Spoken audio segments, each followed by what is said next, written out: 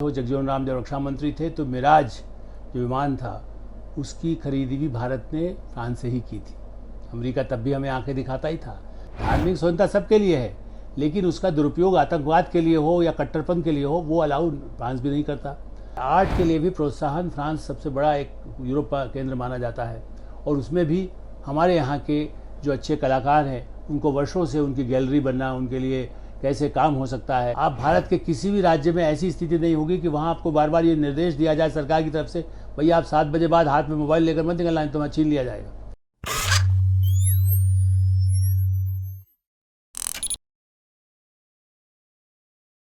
नमस्कार, मैं हूँ आलोक मेहता। एडिटर्स आई में आपका स्वागत है।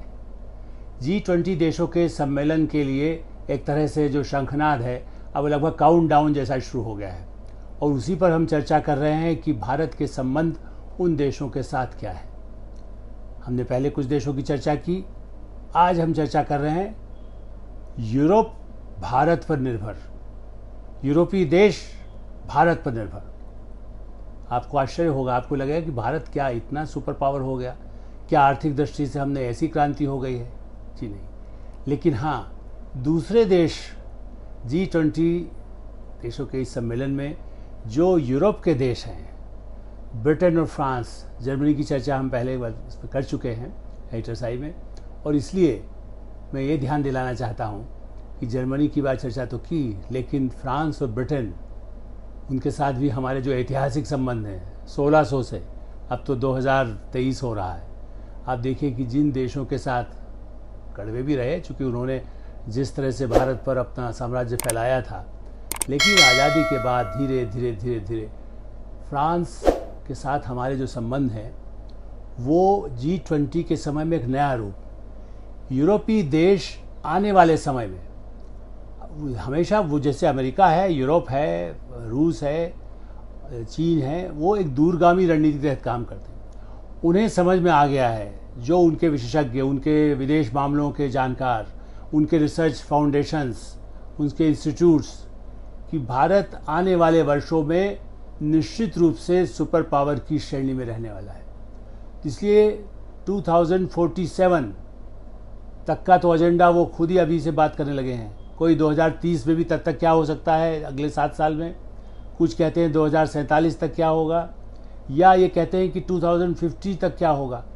सो लगभग 25-50 वर्षों की तैयारी उनके दिमाग में रहती है, और इसलिए वो सोचते हैं कि भारत के साथ हमारे संबंध, हमारी निर्भरता बढ़ती जा रही है।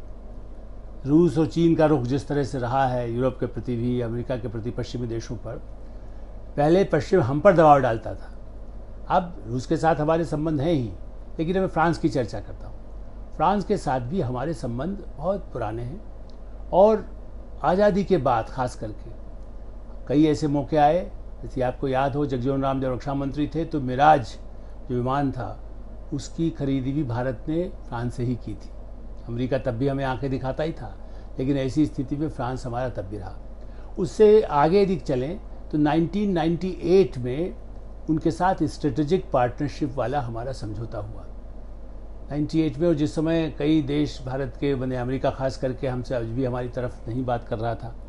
बल्कि उसके बाद भी जब उसने कुछ आर्थिक प्रतिबंध भी लगाए, तो न्यूक्लियर हमारे परमाणु संयंत्रों के लिए जो ईंधन की ज़रूरत होती है, उसके लिए जो हमारी सहायता की आवश्यकता होती है, जिसको हम खरीद भी सकते हैं, केवल फ्रांस ऐसा देश था जिसने हमारा साथ दिया। दुनिया में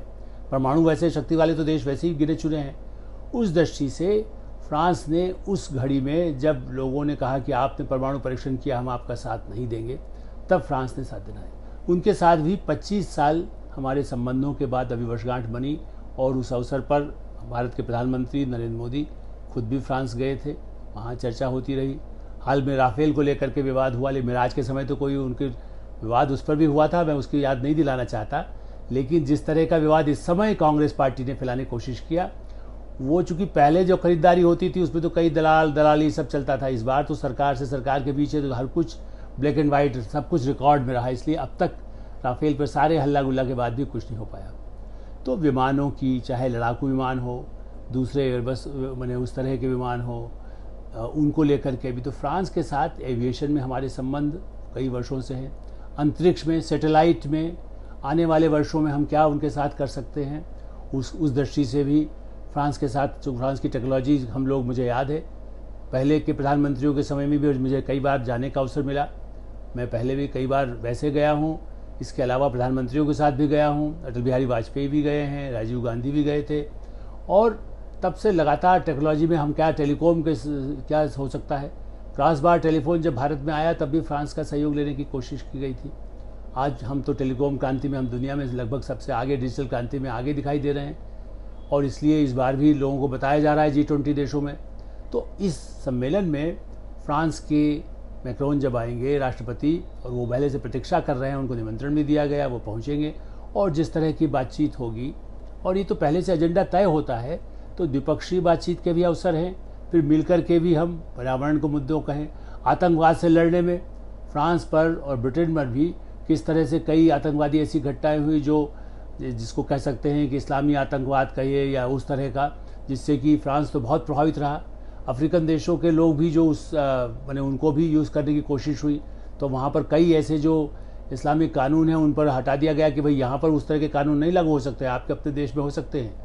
चाहे पर्दा हो, चाहे दूसरी तरीके की चीज़ें हों, उसको लेकर के उन्होंने उस तरह का अलाउ नहीं किया है, जिससे कि लोग आतंकवाद, उसका उपयोग आतंकवाद के लिए कर सकें।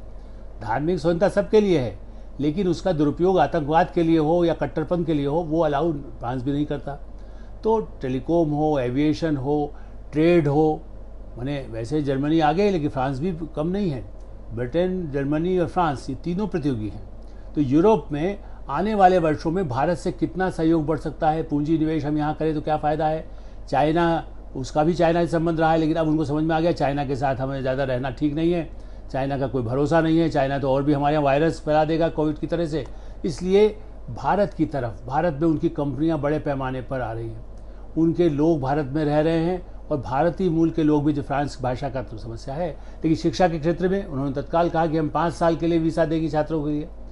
भाषा, जो फ्रेंच भाषा सीखने के लिए, आप जानते हैं फ्रांस सीखने के लिए भारत के कई स्कूलों तक में बड़ी अच्छी सुविधाएँ हो गई हैं। और भारतीय वहाँ पर रह करके NRI का जब होता है तो भारतीय मूल के लोगों ने भी जो झंडा फ्रांस में गाड़ा है, कंपनियों में, विज्ञान के क्षेत्र में, व्यापार के क्षेत्र में, शिक्षा के क्षेत्र में, आर्ट के क्षेत्र में, आप ये देखिए कि आर्ट के लिए भी प्रोत्साहन, फ्रांस सबसे बड़ा एक यूरोप का केंद्र माना जाता है, और उसमें भी हमारे यहाँ के जो अच्छे कलाकार हैं उनको वर्षों से उनकी गैलरी बनना, उनके लिए कैसे काम हो सकता है। रजा जो भारत के बड़े रहे, अब नहीं रहे, लेकिन उनके लिए उनका बड़ा, मैं तो खुद देख करके आया हूँ फ्रांस में, कितनी अच्छी जगह से उन्होंने पूरी अपनी गैलरी बनाई हुई थी। तो भारतीय कला की भी प्रतिष्ठा, भारत के लोगों की प्रतिष्ठा, भारत के प्रधानमंत्री नरेंद्र मोदी ने पिछले 9-10 वर्षों में जो प्रयास किए हैं G20 में, उसका एक तरह से निचोड़ फल जैसे लटका हुआ दिखता है ना, वो दिखाई देगा कि ठीक है, उसके परिणाम जब वो भी जब कह रहे हैं कि हमें थोड़ी कल जा करके अब आके वहाँ पर एकदम 10 अरब लगा दिया जाएगा। धीरे धीरे जो आता है, अरबों का जो पूंजी निवेश पिछले वर्षों में हुआ है,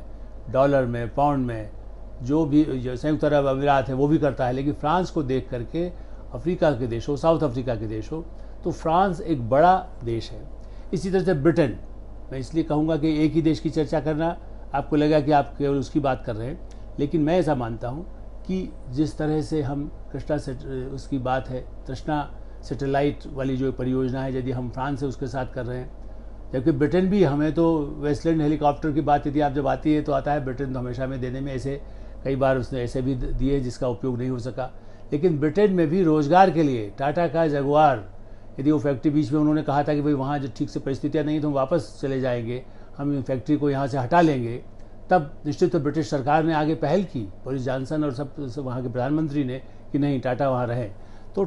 देखा जाए तो 17 लाख करीब लोग आज भी ब्रिटेन में रह रहे हैं। आप वहाँ जाएंगे तो भारतीय मूल के लोग और या एशियाई हमारे इस क्षेत्र के लोग, इंडियन कॉन्टिनेंट के, चाहे उसमें पाकिस्तान के हों, बांग्लादेश के हों या अफ्रीका के दूसरे अफ्रीकी देशों के हों, तो विदेशी वहाँ पर, चूँकि उनको लगा इनके बिना हमारा काम नहीं चल सकता, और भारत सबसे आगे है। एक समय था जबकि ब्रिटेन में, ये भी मुझे याद है, मैं जब 77 में पहली बार गया तब तो वीज़ा नहीं लगता था, अब तो वीज़ा की ज़रूरत पड़ती है। 82 तक तो जो मुझे याद पड़ता है, जब दूसरी बार भी हम गए, तीसरी बार भी गए, तब तक वहाँ पर वीज़ा की ज़रूरत नहीं थी। उसके बाद बड़े संख्या में लोग जब जाने लगे तब और भी स्थितियाँ ऐसी बनी, और उसके बाद तो वीज़ा आज भी लागू है, लेकिन अब भी वो लिबरल है कि हाँ ठीक है, आप 1 साल का, 2 साल का, 5 साल का वीज़ा जिसकी जैसी ज़रूरत है ले सकते हैं। डिपेंड करता है कि उसको कैसे अप्रूव होता है। तो ब्रिटेन चाहता है, क्योंकि भारत के साथ वो भी अगले 2030 के लिए या 2050 में क्या संबंध भारत के प्रति, वो उनकी मजबूर, उनके लोग, प्रधानमंत्री उनके जो रहे हैं, पूर्व प्रधानमंत्री भी वो कह चुके हैं कि भारत आने वाले वर्षों में सबसे बड़ा पार्टनर हमारा नहीं पूरे दुनिया का होगा, पूरी दुनिया को वो रास्ता दिखाएगा। जो ब्लेयर रहे हैं वहाँ पर प्रधानमंत्री, उन्होंने ये बात कही, मुझे आज याद पड़ता है। इसलिए ब्रिटेन, फ्रांस, बेल्जियम डायमंड के सबसे बड़ा व्यापार यदि कहीं किसी के माध्यम से होता है, तो आप नीरव मोदी की बात छोड़िए जो फ्रॉड करके भाग गया, लेकिन बेल्जियम हमारे सूरत से कहिए या दूसरे क्षेत्रों से भी जो हमारे यहाँ की खदानें हैं, उनका जो काम है वो बेल्जियम के साथ बहुत जुड़ा है। तो बेल्जियम का व्यापार, यदि बीच में कोविड काल में कई जगह व्यापार कम हुआ, ब्रिटेन, फ्रांस क्या दुनिया भर में सब जगह, तो वो अपनी लोगों की रक्षा करने में लगे थे, भारत ने उसमें भी सहयोग दिया। तो आप यूरोप कैसे भारत पर अब निर्भर रहेगा, पर पर्यावरण के लिए भी ब्रिटेन और भारत के साथ ट्रेड को लेकर के, फ्री ट्रेड एग्रीमेंट को लेकर के जो कई महीनों से चर्चा चल रही है, आज G20 के समय में एक बार फिर से ब्रिटेन के प्रधानमंत्री जो सुना, उनको तो फिर भी अब ज़्यादा महसूस हुआ है, वो भारतीय मूल के भी हैं, वो और ज़्यादा संबंध बढ़ाने की कोशिश में भी हैं, वो अपने को हिंदू कहने में गौरव भी महसूस करते हैं। तो इसलिए ब्रिटिश प्रधानमंत्री जब यहाँ होंगे तो वो भी चर्चा होगी, और जब G20 के समय में वो देखेंगे दूसरे देशों का सहयोग, और भारत के प्रधानमंत्री नरेंद्र मोदी और नेताओं के साथ जब बातचीत होगी, तो आगे किन क्षेत्रों में पूरी दुनिया को विश्व बंधुत्व का जो नारा G20 का है, उसमें ब्रिटेन, फ्रांस और यूरोप कैसे, और जो ऐसी ताकतें हैं जो उनको परेशान करती हैं, चाहे रूस यूक्रेन का युद्ध कहिए जिससे कि पूरा अनाज तक का संकट पैदा हुआ है। भारत कृषि के क्षेत्र में भी ब्रिटेन और फ्रांस के साथ बड़ा ही उसके संबंध रहे हैं, और आगे बढ़ाने की कोशिश हो रही है कि हम उनमें कैसे, वो चाहते हैं कि ज़रूरत होती है तो डेयरी से हमको क्या मिल सकता है, क्योंकि यदि वहाँ पर कहीं बंद हो जाता है उनको सप्लाई, तो उनको दिक्कत होती है। अनाज, गेहूँ का सप्लाई भारत ने बड़े पैमाने पर कई देशों को करना पड़ा, और दूसरे देशों को समझाना पड़ा, रूस को भी, कि भाई आप अनाज तो कम से कम लेने दीजिए मानवता के आधार पर। योगा, फ्रांस में स्वास्थ्य के क्षेत्र में भी जिस तरह से समझौते हुए हैं, ब्रिटेन में भारतीय औषधि और औषधि उद्योग का जो उपयोग है उसका कितना लाभ मिल रहा है। शिक्षा में तो वहाँ की यूनिवर्सिटीज़ उनको फ्रांस के और ब्रिटेन की यूनिवर्सिटीज़ के लिए ऑफर भारत अब कर रहा है कि आइए आप यहीं कैंपस खोल दीजिए, हमारी विदेशी मुद्रा उतनी बच्चे लेकर के जाते हैं, 50 लाख 1 करोड़ रुपया जब देते हैं अमेरिका, ब्रिटेन या फ्रांस के लिए, तो और वो सबको तो एडमिशन दे भी नहीं पाते हैं, उनका भी एक लिमिट होता है, तो उनके कैंपस भारत में खुले, उसके लिए रास्ते हमने खोल दिए हैं। तो ये संबंध शिक्षा का है, संस्कृति का तो है ही, जैसा मैंने कहा पुराने ऐतिहासिक संबंध थे, आप वास्तुकला का कहें, आर्किटेक्ट का कहें, साइंस का कहें, तो जो पुराने संबंध थे उनको और प्रगाढ़ कैसे रूप मिल सके। यूरोप भारत पर निर्भरता इस रूप में हो कि आत्मनिर्भर भारत भी हो, और एक दूसरे को, जो भारत चाहता है कि हम पूरे विश्व के लिए, बंधुत्व के लिए, मानवता के लिए, शांति के लिए, समृद्धि के लिए, सामाजिक जो विषमताएं हैं, यदि आप कहें कि अमेरिका की सड़कों पर या फ्रांस की सड़कों पर भीख मांगते हुए लोग या सड़कों पर पड़े हैं जिनके पास घर में रहने को नहीं है, हम भारत की बात, गरीबी की बात करते हैं। आप सैन फ्रांसिस्को में कितनी बड़े पैमाने पर दुकानें बंद हो गई, मॉल जैसे छोटे मॉल जहाँ पर जैसे बड़ा सेंटर होता है वो तक बंद हो गए, क्योंकि वहाँ इतनी आर्थिक स्थिति संकट में है। 6 बजे बाद वहाँ आप भारत के किसी भी राज्य में ऐसी स्थिति नहीं होगी कि वहाँ आपको बार बार ये निर्देश दिया जाए सरकार की तरफ से, भैया आप 7 बजे बाद हाथ में मोबाइल लेकर मत निकलना, तो वहाँ छीन लिया जाएगा। आपको आश्चर्य होगा, अमेरिका के देश के शहरों में ये स्थिति आ गई है। उस मुकाबले में भारत अधिक सुरक्षित है, भारत अधिक लोगों को मदद कर सकता है। भारत आने वाले वर्षों में कैसे इन देशों को किस तरह से आगे बढ़ा सकता है, शिक्षा में, उद्योग में, तरह से उनको आगे बढ़ाने में मदद कर सकता है, और मिल कर के हम अंतरिक्ष चंद्रयान की बात हो या सामरिक संबंधों की बात हो, हथियारों का निर्माण के लिए फ्रांस चाहता है, जैसे राफेल के साथ हुआ, तो भारत में ही उनके उपकरण या राफेल को बनाया जाए, उनका निर्यात किया जा सके। बड़े पैमाने पर ये देश भारत में चाहते हैं, जर्मनी, ब्रिटेन, अमेरिका और फ्रांस, ये सब ये चाहते हैं, रूस भी, कि आप आइए भारत में बनाइए, फिर हम यहाँ से ही एक्सपोर्ट कर देंगे जिन देशों को ज़रूरत हो आतंकवाद से लड़ने के लिए या बाहरी खतरों से निपटने के लिए। भारत आज उस स्थिति में है जिससे कि विश्व कल्याण के लिए, विश्व की मानवता के लिए, शांति और समृद्धि के लिए यूरोप निर्भर हो रहा है। भारत अब निर्भर नहीं है, भारत अब आत्मनिर्भर है। G20 का ये संदेश होगा, भारत कितनी जय हो, विजय हो, और लेकिन हम किसी पर कब्जा नहीं करना चाहते। हम ये ज़रूर चाहते हैं कि पाकिस्तान का आतंकवाद बंद हो, चीन अपनी हरकतों से बाज आए, उनके प्रधानमंत्री रहेंगे। और चीन ने भी बाकायदा अनाउंस किया कि हम पूरा सहयोग G20 देशों में, ठीक है शी जिनपिंग नहीं आ रहे हैं क्योंकि उनको भारत में विरोध का सामना करना पड़ता, वो जिस तरह की हरकतें उनका देश करता रहा है, तो इसलिए उस डर से या और कारणों से उन्हें, लेकिन उन्होंने घोषणा कर दी विदेश मंत्रालय ने कि नहीं, हम पूरा सहयोग G20 सम्मेलन में करने वाले हैं। तो आशा करना चाहिए कि यूरोप जिस तरह से है, उन देशों की भी जो हमारे साथ दुश्मनी रखते हैं, उन्हें भी ये बात समझ में आई है कि G20 में भारत की प्रमुख भूमिका, क्योंकि ये ऐसे देश हैं जो पूरी दुनिया का संतुलन बनाते हैं। संयुक्त राष्ट्र सुरक्षा परिषद में भारत की सदस्यता हो न हो, ये बात भी ब्रिटिश के ही बड़े नेता ने कही थी। उन्होंने कहा था कि अब इसकी क्या बात करते हैं सुरक्षा परिषद, इससे ज़्यादा G20 का जो महत्व है, उसमें जो भारत का नेतृत्व जो दिखाई दिया है और दे रहा है, वो साबित करता है कि उसकी मेंबर सुरक्षा परिषद कुछ कह भी देती है तो होता कहाँ है, कोई वीटो लगा देता है चीन या रूस। तो हमारे पास सदस्यता मिले, ये तो हम कह ही रहे हैं। जर्मनी भी उसके लिए उम्मीदवार है, ब्राज़ील भी उम्मीदवार है। तो ऐसी स्थिति में हम ब्रिक्स हो चाहे G20 हो, भारत की भूमिका बढ़ती है, बढ़ती रहेगी। मैं समझता हूँ कि इसके बाद हम और देशों की चर्चा करेंगे अगले अंश में, और आप